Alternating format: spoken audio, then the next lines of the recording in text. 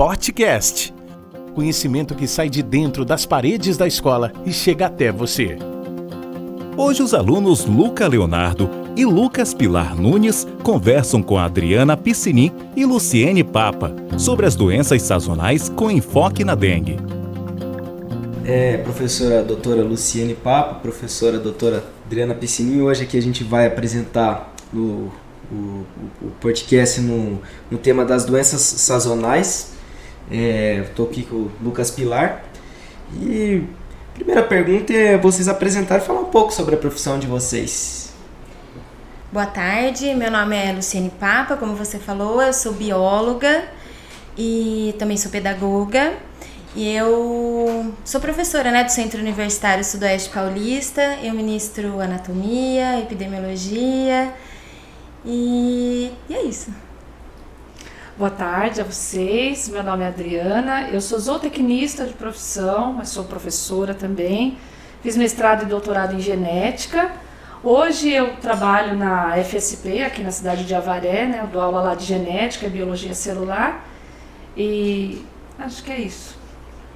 Bom, a próxima pergunta é qual foi a consequência que uma epidemia apresentou na educação, assim, os alunos de vocês perceberam? Na verdade, eu acho que esse momento da pandemia, foi um momento bem diferente pra gente, enquanto professores, enquanto pessoas, seres humanos e tudo mais, nós enfrentamos muitos desafios, porque a gente já trabalha com tecnologia, mas não no nível que a gente chegou. E até foi bem legal, porque a gente aprendeu bastante coisa, Mas esse desafio de mexer com a tecnologia e a gente conseguir fazer a interação com os alunos, nosso vínculo que a gente tem que fazer na educação, foi pra gente, eu acho, o maior desafio. Eu acho que foi um desafio pra gente e pros alunos também, Porque na época da pandemia, ter que assistir aula de casa, ter que acessar o computador sempre é um pouco mais difícil. Mas eu confesso para você que eu acho que a gente conseguiu vencer, eu acho que foi bastante interessante, foi um aprendizado para todo mundo, Eu acho que valeu a pena. Estamos vivenciando nos últimos tempos um aumento de surtos de determinadas doenças como dengue e covid. Por que e como ocorrem os surtos de uma determinada doença? É uma coisa bem interessante, Eu acredito que qualquer surto que a gente tenha, principalmente de Covid, de dengue, como está acontecendo agora, seja fruto de várias coisas, Então, acho que desequilíbrio ambiental, o próprio aquecimento global, Agora, o surto de dengue, de uma maneira ou de outra, o aquecimento faz parte, O número de chuvas intensas. Então, eu acho que a mudança climática, eu acho que foi bastante importante para tudo isso. Mas sempre houve surtos, Que agora a gente está concentrado e vendo um pouquinho mais, Qual é a diferença entre surto, epidemia e pandemia? O que significa doença sazonal? Então, um surto é quando a gente tem um aumento de incidência de uma determinada doença num determinado local. Então, por exemplo, num bairro da cidade. E esse surto fica ali, Então, esse aumento da incidência da doença, ela fica ali. Quando a gente fala em epidemia, a gente já tem vários locais com esses surtos. Então, é um aumento dos surtos. Então, eu tenho vários bairros com a doença, várias cidades com a doença. Então, quando eu tenho vários bairros, eu tenho uma cidade em epidemia. Quando eu tenho várias cidades, eu tenho um estado em epidemia. Vários estados, um país em epidemia, Quando essa epidemia ela passa por outros continentes, então a gente tem países de vários continentes afetados, a gente tem uma pandemia, que é o que aconteceu na Covid. Primeiro foi um surto na cidade de Wuhan, depois nós tivemos uma epidemia na China, que se alastrou pelo mundo e virou uma pandemia. A endemia, ela acontece assim, é quando a gente já sabe mais ou menos quando elas vão acontecer, por exemplo, como as doenças sazonais, a gente já tem uma ideia de qual vai ser mais ou menos o número de afetados, Então, a gente já trabalha com isso. Então, a Secretaria de Saúde Municipal, Estadual, Governo Federal já sabe o que vai acontecer e quando vai acontecer. Por isso que a gente tem as campanhas, por exemplo, de vacinação, né? Agora, inclusive, nós estamos em campanha de vacinação para influenza. Foi aberta à população, né? Acima de 6 meses, qualquer um pode ir ao posto de saúde tomar, porque a gente já sabe que a gente vai entrar num período que é de endemia, que é um período de doença sazonal, onde a gente tem pessoas mais aglomeradas por conta do frio e a transmissão fica mais fácil das doenças. Nessas doenças sazonais, existe uma probabilidade da erradicação do problema ou há a possibilidade de prevenir um surto epidêmico? Então, primeiro é bom a gente esclarecer o que é erradicar. Não tem. Já respondendo, né? Não tem, porque a erradicação, ela é assim. Quando a gente tem uma determinada doença, que essa determinada doença ela não existe mais, mesmo que a gente não faça nada para prevenir. Por exemplo, a varíola humana. A varíola humana, a gente parou de vacinar em 1977. Já faz um tempinho e a gente não tem mais casos. Por isso que a gente fala em erradicação. Agora, os outros vírus, a gente não tem isso como erradicação. A gente não tem, né, essa questão. Porque fica muito difícil a gente erradicar exatamente por conta de mutações e outras questões, né? A dengue só ocorre no verão ou depois acontece altas temperaturas e muitas chuvas também? Na verdade, ela ocorre durante o tempo todo, né? Ela é mais frequente no verão porque a gente tem uma quantidade de chuvas maior, né? Então a gente aumenta os criatórios, né, do mosquito da dengue. Então só por isso, mas a gente tem o ano inteiro, ela pode acontecer durante o ano inteiro, só aumenta a frequência. Por que nesses últimos meses ocorreu esse aumento dos casos da dengue? Ele foi maior que no ano passado? Foi. A gente teve um aumento de mortes de 100% no mesmo período do ano passado. A gente tem mais de 2.000 casos de morte. E de contágio foi um aumento de 300%. Tem mais de 4 milhões de casos no Brasil. Tem bastante. Esse aumento, a gente acredita que seja por conta das mudanças climáticas. Então, nós estamos vendo temperaturas, nós estamos passando, né, pela 4ª crise de aumento de temperatura. A gente tem visto, né, as pessoas falando sobre aumento de 5 graus Celsius do que estaria o normal. Então, a gente tem um aumento grande de temperatura. A gente tem as chuvas, só que assim, também o mosquito da dengue, falando da dengue, né, ele não precisa de muita água, né? Então, o que acontece? Com esse calor, precisa de água sim, né? Mas esse calor aumenta a postura de ovos pela fêmea, né? Então, elas têm o metabolismo de todo, né? Mas aumenta a postura de ovos. Aí, qualquer aguinha, a gente já tem aí os ovos eclodem, formam as larvas e logo o animal adulto tá saindo ali, né? Tá formando ali. Então, assim, essa combinação de chuvas e extremo calor faz com que a gente tenha um maior número de mosquitos e por isso aumenta, né, a incidência da doença. Frio, né? O frio parece que não existe mais, né? Aumento tudo até, quer dizer, a gente está entrando agora, né, no outono, quer dizer, já estamos no outono, entrando pro inverno, mas ainda a gente continua com bastante calor, né? Então, tá bem desnivelado tudo. Quando passar esse calor, provavelmente terá uma diminuição dos casos? Provavelmente. A gente não tem como afirmar assim, né? Mas é a tendência natural. E a gente ter um aumento, então assim, numa curva a gente estava subindo, né, o número de casos, aí a gente chega num lugar que estabelece um platô e a gente começa a descer. Segundo o Ministério da Saúde, a gente já está começando a descer dessa curva. Então a gente acredita que a gente vai diminuir números de casos e aumentar outros casos de outras doenças, né? Por isso sazonal, né? Por isso a doença sazonal, ela vão surgindo doenças conforme a frequência de chuvas e as temperaturas vão mudando. Como é que podemos definir a dengue e como podemos identificar os casos da dengue? A dengue é uma doença viral. Ela é uma doença sistêmica, porque ela vai causar um processo inflamatório no corpo inteiro.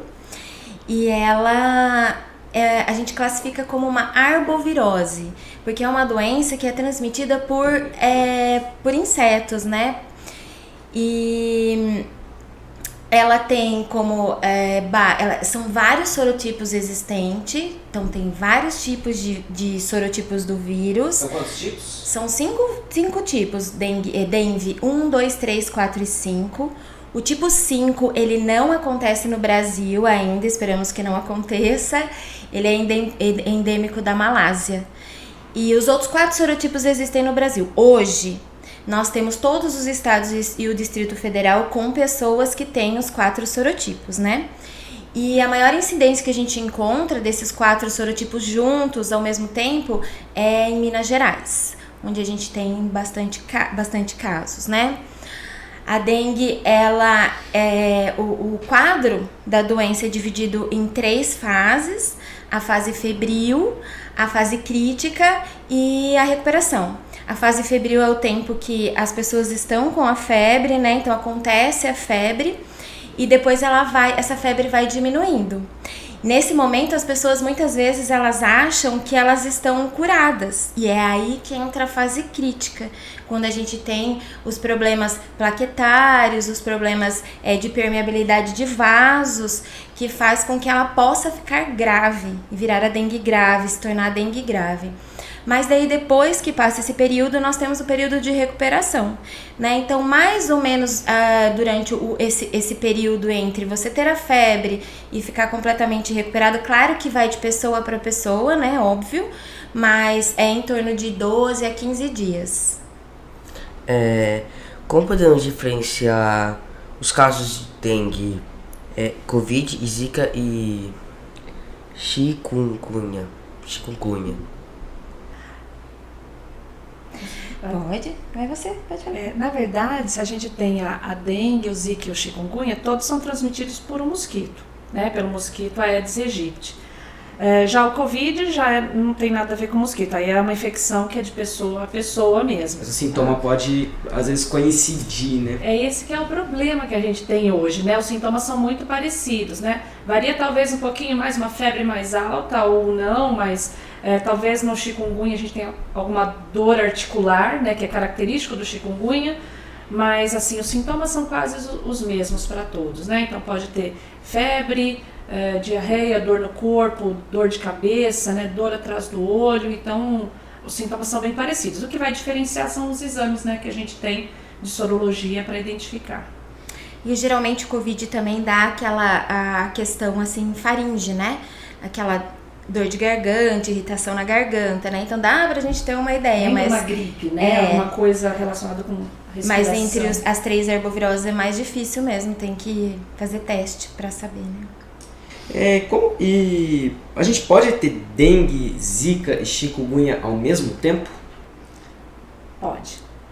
Seria um absurdo, né? Mas assim, pode, porque são vírus diferentes, né? O mosquito, ele pode carregar os 3 vírus ao mesmo tempo, né? Então a gente pode pegar os 3 juntos, seria complicado, mas pode também pegar a dengue, depois a zika seguido, né? Então isso pode acontecer, seria bem complicado. A taxa de mortalidade aí é muito mais Eu alta, acho né? que poderia aumentar bem. Nesses casos aqui, há 3 tipos de doenças no mesmo vírus, tem que ser levado urgentemente no hospital também, né? Seria importante. Vai ser necessário. Necessário. Vai ser necessário. Existe zika hemorrágica, chikungunya hemorrágica, como na dengue? Não, isso é uma característica bem importante. A gente não fala mais dengue hemorrágica hoje, né? Porque as pessoas, há um bom tempo, na verdade, né? A gente usa dengue grave, porque as pessoas associam que sempre a dengue grave vai ter uma hemorragia, às vezes demoram para procurar ajuda médica. E esse espaço de tempo, que é aquela fase crítica, ela é muito importante na ajuda de médicos, se necessário, né? De internação, fluidoterapia, essas coisas todas, né? Então, a gente tem que tomar cuidado com isso, né? Mas ela é uma característica de um desenvolvimento mesmo da dengue, né? Ela na verdade, um agravamento da dengue, a dengue grave, né? Em relação ao Zika, a gente imagina que talvez os sintomas não sejam tão graves, mas ele vai ser grave, por exemplo, na mulher grávida, né? Então a gente teve vários relatos sobre isso, né? Mulheres grávidas que tiveram Zika vírus, os bebês nasceram com anencefalia. Então, esse é um dos problemas que a gente tem. Talvez seja o mais problemático para a Zika vírus. Tem um porquê afetar a genética do bebê? Na verdade, o vírus do Zika ele vai afetar neurônio em desenvolvimento. E neurônio em desenvolvimento, quem tem é o bebê. Então, por isso que para eles vai ser o mais complicado. E aí que a gente vai ter o problema da anencefalia. Citamos aqui a dengue hemorrágica. O que é a dengue hemorrágica? Como que ela se manifesta? O que devemos estar atentos? Então, a dengue, que é a dengue grave, né? Como é um processo inflamatório, né? A entrada do vírus, a gente vai ter um aumento do processo inflamatório do nosso corpo, né? E com isso a gente tem algumas questões em processo de coagulação, como por exemplo, diminuição de produção de plaquetas. A gente tem o aumento da permeabilidade dos vasos, então o plasma sanguíneo ele extravasa para o tecido adjacente, né? Então tudo isso vai afetar muito a coagulação do sangue. Então vários fatores fisiológicos da cascata de coagulação ele vai ser afetado, né? O problema que a gente pode ter na dengue grave não é só, então como eu falei, a hemorragia. A hemorragia é uma questão, mas tem alguns sintomas que eles são característicos da dengue com gravidade. Então a gente tem uma confusão mental, dores abdominais muito fortes, exatamente por conta desse extravasamento do líquido, né, do plasmático, como eu falei.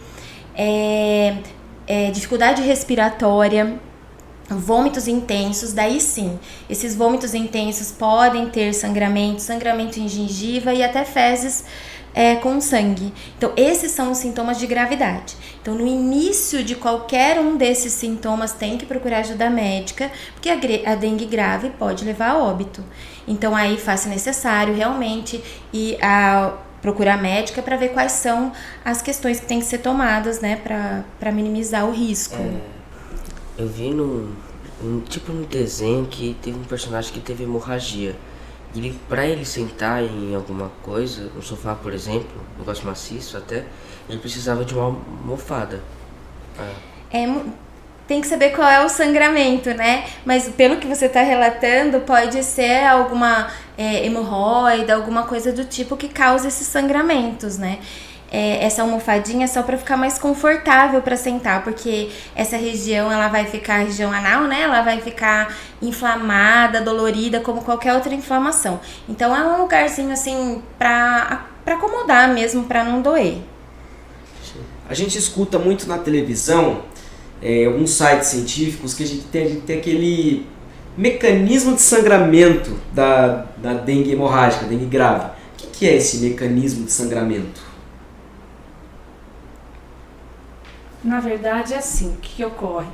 Como a Luciene falou, a dengue ela afeta, o vírus da dengue ele vai afetar as plaquetas, que são as células que ajudam na coagulação do sangue.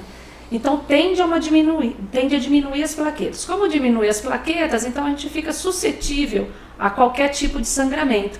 Como ela falou assim, pode sangrar qualquer parte do corpo, né? Gengiva ou qualquer machucado que a gente faça, ele vai sangrar mais, porque diminui a quantidade de plaqueta que a gente tem.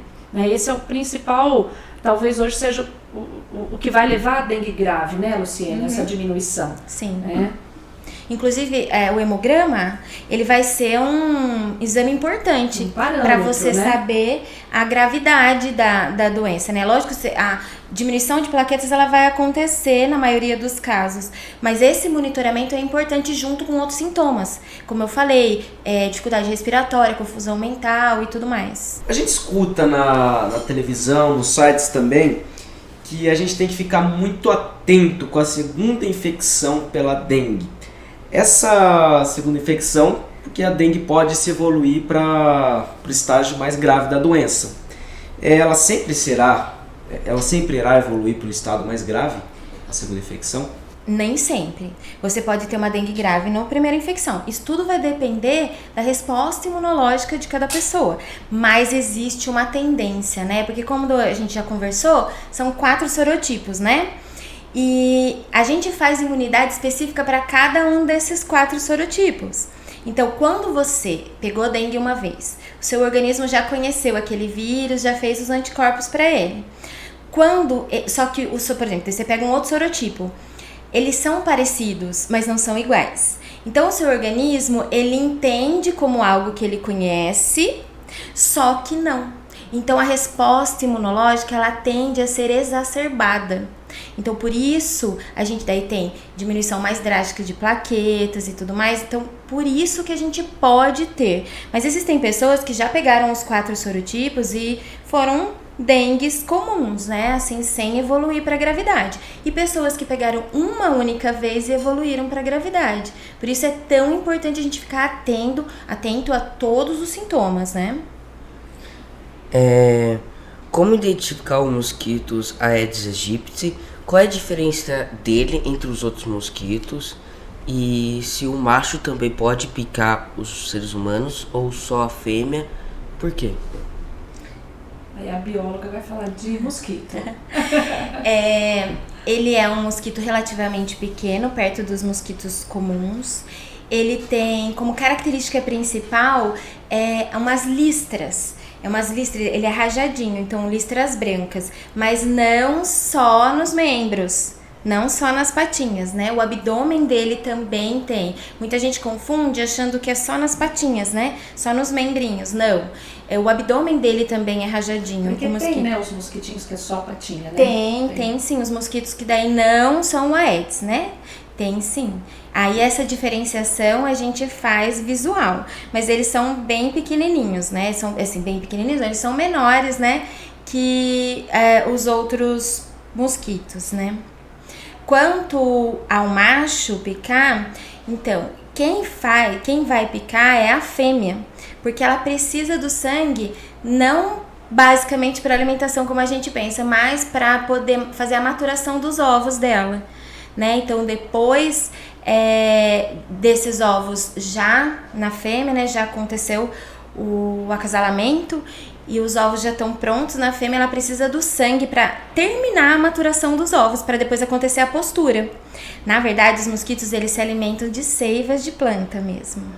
Que é a característica do ser hematófago, né? O hematófago é quando você se alimenta do sangue e o mosquito ele não necessariamente precisa para sobreviver o sangue. O sangue é para maturação dos ovos mesmo. Só a fêmea mesmo precisa. Né? Agora a fêmea também se alimenta ela pode se alimentar também de seivas. Tem uma outra doença que é causada por mosquito. Qual que é a diferença do vírus do mosquito da dengue e do mosquito da leishmaniose? Eles são parecidos? Não. Né, o da leishmaniose ele é um mosquito menor, ele é mais amareladinho, né? O da leishmaniose é mais de região endêmica, né? Região de Bauru, a região de Bauru que tem, né? Tem o depositário, são os animais domésticos, não só cachorro, mas os animais domésticos eles são depositários do vírus, né? Mas daí, assim, a diferença é essa, né? O da dengue, ele é inteiro rajadinho. Então, a gente consegue diferenciar. Eles são espécies diferentes de mosquito, mas a gente consegue diferenciar visualmente. É uma pergunta meio boba, mas... Não sei se... Mas assim, os pernilongos são os Aedes aegypti ou é um outro tipo de mosquito? É que a gente chama todo mundo de pernilongo, né? Sim. Mas ele é um mosquito... a gente acaba chamando todo mundo de pernilongo, então os pernilongos comuns, que não são da dengue, o mosquito palha, mosquito prego, tem vários tipos de mosquito, né? E o Aedes é um deles, mas a gente chama todo mundo em conjunto de pernilongo. Aedes é um gênero de mosquitos, Aedes né? e o aegypti é a espécie, Aedes aegypti é a espécie. O uso de repelente realmente é necessário para o dia a dia? Para o dia a dia e só durante o dia, não precisa usar à noite? Olha, realmente se faz muito necessário, porque ele ajuda a afastar, né, o pernilongo. eu usaria o tempo todo, né? Porque assim, existe um período que ela mais vai picar, né? Que é no comecinho da manhã e mais no finzinho da tarde.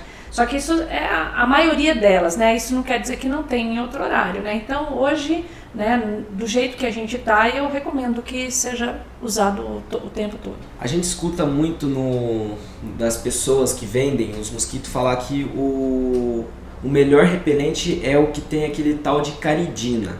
O que é essa caridina? Ele é realmente mais eficaz? Ele é uma substância química específica para... Porque assim, ele é bem resistente, né? Então, ele é uma substância química específica para esses mosquitos mais resistentes. Por isso que a gente encontra bastante no mercado, né? Qual que é o repelente mais recomendado? É com esse com caridina? Isso. Para esses mosquitos, sim. Esses exames para identificar a dengue, a prova do laço, tudo, como que eles são feitos? Eles são confiáveis? Então, nós temos vários tipos de exame. Você já citou um, né? A prova do laço. A prova do laço, ela consiste na verificação não específica, né? Ela não tem especificidade, mas ela é um parâmetro muito importante. Então, a gente afere a pressão arterial da pessoa, vai pegar a pressão máxima e mínima, a gente soma e divide por 2, faz a média. Então, uma pessoa de 120, né, 12 por 8, 120 por 80, vai dar 200, dividido por 2, 100. A gente fez isso uma vez na pessoa, né, que tá com suspeita, depois a gente vai fazer um quadradinho no antebraço dela, de 2,5 por 2,5. Aí a gente vai inflar de novo o manguito do esfígno e vai manter 3 minutos inflado, né? 3 minutos quando é criança e 5 minutos quando é adulto. Depois que passou esse tempo, a gente desinfla e espera 2 minutos. E tem que contar quantas petequias, que é quantas bolinhas de sangue que apareceram na pele. Se for mais de 10 ou mais em criança, já tem um indício muito grande que tá com dengue. E 20 ou mais em adultos também já tem um indício grande de dengue. Essa é a prova do laço. Aquele teste do antígeno ou do PCR. Na verdade, o mais usual é o antígeno, né? Que é o NS1, que é o teste rápido, que ele é recomendado, o NS1, né? Ele é recomendado do 2º até o 5º dia, que é quando a gente tá com mais essas glicoproteínas, né? No organismo. Aí depois o indicado é o que tem rápido e tem sorológico, que são as buscas mesmo dos anticorpos. A gente pode fazer essa tal prova do laço no dia que a gente sentir ou tem um dia específico para fazer esse teste? É assim, ó, geralmente a partir do 2º, 3º dia de sintomas, do primeiro sintomas, já pode começar a fazer. Bom, caso seja a dengue seja positiva, o caso não seja tão grave, quais são os tratamentos? Bom, tratamento para vírus a gente não tem, né? Não existe um medicamento que funcione para vírus. Os tratamentos que a gente vai ter é para sintomas, né? Então, medicamentos que vão tentar baixar a febre, né? Que vai melhorar a parte de vômito, de dor. Então, são esse tipo de medicamento que a gente vai usar. Não existe medicação para vírus. Ele vai ter que obedecer o ciclo de vida dele, né? E cessar, né? Então, é só... A gente escuta que não pode tomar ibuprofeno na dengue, né? Ele tem o tal AS, o ácido acetil salicílico?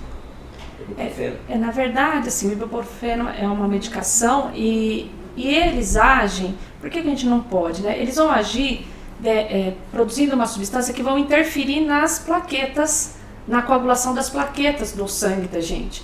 Lembra que a Luciane falou que a dengue vai dar problema nas plaquetas, né? E vai aumentar o sangramento. Se a gente toma o ibuprofeno, AS, a gente aumenta o sangramento também. Então, a gente vai ter que evitar esse tipo de medicamento. Bom, tem pessoas que fazem o uso de anticoagulantes, heparina, xarelto. O que acontece quando uma pessoa que está tomando heparina ou xarelto ou qualquer outro tipo de anticoagulante pegar dengue? Então, tem que procurar um médico, né? E a gente vai fazer controle mais rigoroso da quantidade de plaquetas, né? Embora essas medicações, a grande maioria das medicações dos anticoagulantes, eles não atuam em plaquetas, mas daí vai ser mais alguma coisa que pode causar as hemorragias, né? Então você procura o médico vai fazer com mais frequência o hemograma, vai te acompanhar melhor. Lembrando que para todas as pessoas, mais as pessoas que tomam esse tipo de medicação, tomar água, se hidratar é extremamente importante, porque você, como eu falei para vocês, tem o extravasamento, né, do plasma para os líquidos, para os tecidos adjacentes, né? Quanto mais água você toma, mais você vai fazer volume de sangue, vai ser melhor para você tentar não ter a dengue grave, né? Então o acompanhamento médico é essencial, porque geralmente as pessoas que estão tomando esse tipo de medicação não podem parar de tomar, né? Então vai suprimir a medicação caso necessário, por isso que é o médico que vai poder te dizer, você para ou não. Então não pode parar a medicação, os anticoagulantes, porque tem muitos deles que também auxiliam em funcionamento de válvula cardíaca, então não pode parar a medicação, tem que ir ao médico e fazer o que o médico mandar, né? Fazer os exames, tudo certinho para ver como que vai ser o andamento para aquela pessoa. É individual essa questão. E tomar aqueles 6 litros que eles indicam. Os litros de água referente ao seu peso, né? Que tem a ver, né? Então o médico vai indicar certinho se precisa fazer uma fluidoterapia ou alguma outra coisa, né? Mas a água, o repouso também para todos, né? Enquanto está com a dengue, sim, né? Em Botucatu a gente teve um aumento muito grande dos casos da dengue, tanto que a Secretaria da Saúde lá, eles mobilizaram uma unidade para fluidoterapia, né? E esse tal daquela forma para evitar o contágio, fumacê, como que funciona? E o que precisa ter? Quais são as condições para usar o fumacê? O fumacê, na verdade, a gente vai... uma fumaça, né, que passa um carro espalhando a fumaça, para a gente tentar matar o mosquito que está voando por ali, né? Então é uma maneira de controle que a gente tem do mosquito, mas não dos ovos, né? A gente está tentando matar, e ele vai mais ou menos no horário das 5 da tarde, tentando pegar, né, onde tem uma grande quantidade. O apogeu Isso, e a gente vai tentar matar esse mosquito que está sobrevoando, tá? Não tem a ver com as larvas, tentar matar eles. Consequentemente, a gente vai diminuir a reprodução. Lá em Botucatu, que está com aumento de casos, já está passando o carro com fumacê? Em vez do mosquito infectar uma pessoa, a pessoa infectada pode transmitir para outra pessoa, e se isso ocorre, é necessário de um isolamento? Olha, a gente não tem casos de transmissão de pessoa a pessoa. Tá? O que a gente vê mesmo é que para a gente ser contaminado pela dengue tem que ter o mosquito. Tem que ter o vetor. Tem que ter o vetor. Então vai ser ele. Esse é o nosso mecanismo. O que acontece é que às vezes uma pessoa que tem a dengue, o mosquito pica ela e leva, né, e se contamina e leva para outros. Em relação ao isolamento, a gente não tem a necessidade disso. Né? Só tentar realmente que não tenha nenhum tipo de mosquito ali, porque ele pode se contaminar e levar para outra pessoa, mas sempre vai ser via mosquito. Então isso ocorre indiretamente, não diretamente. Isso, exatamente, indiretamente. Um mosquito, o pernilongo comum que a gente vive na nossa casa, ele pode passar a dengue? Não, é só o Aedes mesmo. As vacinas, elas são eficientes? Que tem as vacinas de dengue são ditas tetravalentes, atenuadas. O que isso significa? O que significa ser uma vacina tetravalente atenuada? E elas protegem contra a zika e a chikungunya também? A vacina atenuada significa que a gente tem o vírus vivo, mas ele perdeu força, né? Então a gente vai tirar a força dele, ele está atenuado, e a gente vai colocar no indivíduo. Ela é tetravalente porque a gente tem 4 sorotipos, né, que a gente retirou, na verdade, de aproximadamente 17 cepas de mosquitos, 17 mosquitos diferentes, a genética diferente de cada um, juntamos e conseguimos fazer 4 cepas, né, e daí a tetravalente. Tira a força dele e a gente aplica no paciente. Hoje a gente tem, em média, de uns 70%, né, de É por de volta eficácia, de né? 60 a 70% de eficácia de que a gente tá tendo. infecção e mais de 80% de eficácia de dengue com complicações. Com complicações. Então, às vezes, a gente está até evitando isso, né? A complicação. Pode até pegar, mas ela vem um pouco mais fraca. Existe uma contraindicação das vacinas? Tem, para dengue, né, seria a contraindicação para qualquer vírus vivo. Seria grávida, né, a gente vai tentar evitar, e os indivíduos imunossuprimidos, né, que tem HIV ou que tem imunidade baixa. Isso a gente vai tentar evitar. Qualquer arbovirose tem a vacina? Não, só a dengue. Só a dengue. E ela não vai proteger zika e nem a chikungunya, por exemplo, nem a malária, nem leishmaniose, elas são específicas. O mesmo mosquito carrega todas as doenças, mas essa vacina é exclusiva da dengue. Bom, tem um método aí, que é o método Wolbachia, que está sendo usado como controle biológico, né? O primeiro local de uso do método Wolbachia foi no norte da Austrália em 2011. E opera atualmente em 14 países ao redor do mundo. No Brasil, o método Wolbachia é conduzido pela Fundação Oswaldo Cruz, a Fiocruz, né? Com financiamento do Ministério da Saúde, em parceria com os governos locais. E como funciona esse tal método Wolbachia? Ele é bem interessante, né? Porque é um controle biológico, né? Então, o que acontece? A gente descobriu que tem uma bactéria que fica dentro do vírus que impede o crescimento desse vírus, né? Dos três, na verdade, de qualquer vírus que tem dentro do mosquito. Então, o que eles fizeram? Pegaram essa bactéria, multiplicaram e colocaram dentro de ovos, né?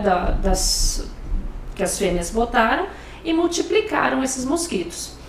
Na verdade, essa bactéria todo mosquito tem, só o Aedes não tem.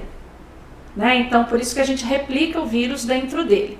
A ideia é que, com essa bactéria, a gente impeça a reprodução do vírus dentro do mosquito.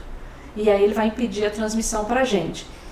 Muitos experimentos já foram feitos, está bem bacana. Agora a gente tem, né, em Minas Gerais, a gente está com a empresa lá fazendo isso, estão testando. Então, eu acho que a gente pode ter uma grande melhora a partir de agora. Né? E ainda mais por ser um controle biológico, não tem problema nenhum com a gente. Não é um transgênico, né? Porque às vezes a gente confunde, vamos modificar o mosquito, isso pode levar a um desequilíbrio ambiental. Né? Não é um transgênico, a gente só parasitou uma bactéria dentro de um vírus. Tá? Nas redes sociais falam que você tem que comer certos alimentos para evitar a dengue. Ter uma boa alimentação pode aumentar a imunidade contra a doença? Olha, a gente não vai ter um alimento exclusivo, né? Porque às vezes a gente vê realmente nas redes sociais falando, tal alimento vai ser bom e a dengue, o mosquito da dengue não vai picar o indivíduo. Isso não é verdade. O que pode fazer é uma boa alimentação, né, com uma boa quantidade de proteína. A gente pode melhorar o nosso sistema imunológico e, consequentemente, a gente fica mais forte, né? Se a gente levar a picada do inseto, a gente tem maior suprimento para a gente combater a doença. Então, não é um alimento específico para o vírus, mas é simplesmente para a sua imunidade, né? Para melhorar a imunidade mesmo. E nem para afastar as picadas, né? Porque a gente também escuta falar, se comer tal coisa, o mosquito não te pica, ou te pica mais. Isso também não tem nenhuma comprovação científica. Como é que vocês falam sobre a dengue? Como vocês abordam o assunto da dengue nas suas disciplinas na faculdade, né? Na anatomia, fisiologia, citologia e genética? Os alunos demonstram bastante interesse nesse assunto? Bastante interesse. Eu também ministro aula de epidemiologia e saúde coletiva, né? Então, é imperativo que eu fale sobre isso. E nas outras disciplinas, a gente sempre tem casos, né? Então, familiares ou mesmo os nossos alunos acabam contraindo a dengue e eles querem saber, perguntam sobre como é que funciona, até essas fake news, né? Essas histórias de alimento e tudo mais. Então, eles chegam, né, bastante pra gente com esse tipo de informação. E a gente, durante as aulas, os intervalos das aulas, que muitas vezes eles procuram também, a gente sana todas as dúvidas, né? Tudo que tem no dia a dia do aluno, ele está sempre trazendo pra gente. Né? Então, toda a família ali tem um caso de dengue e eles querem contar. Né? E eles querem contar, por exemplo, eu que dou aula de genética, eles querem perguntar por que eu tive e passei mal e o meu vizinho não. Né? Qual seria a diferença? Existe uma diferença genética para o indivíduo? E a gente sabe que tem. Né? A própria genética determina a nossa imunidade e em alguns pacientes vai ser mais grave, em outras não. Então eles querem saber isso. Por que em uma família é mais grave, por que em outras não, e querem contar, né, sobre o dia a dia, sobre tudo que aconteceu, sobre os atestados, né, porque ficam afastados, né, então querem contar como que foi a experiência, né, de ter tido dengue, covid, né. Quais cursos vocês estão dando aula? São vários da saúde, né, Lu? Então a gente dá aula para enfermagem, fisioterapia, biomedicina, farmácia, nutrição, psicologia, medicina veterinária, odontologia, agronomia, espero não ter esquecido nenhum. Zootecnia. Zootecnia, A gente, na verdade, a gente fica com o pessoal do primeiro termo, né? Então a gente aborda as disciplinas básicas, né? Biologia geral, anatomia, genética, a gente dá esse primeiro encontro do aluno dentro de uma universidade, né? Quais são as dicas que as duas dariam para diminuir o contágio da dengue? Na verdade, eu acho que é uma ação coletiva, né? Porque as políticas públicas a gente tem, então o Ministério da Saúde faz, as secretarias estaduais e municipais, né, fazem. Só que a gente precisa que as pessoas também tenham consciência.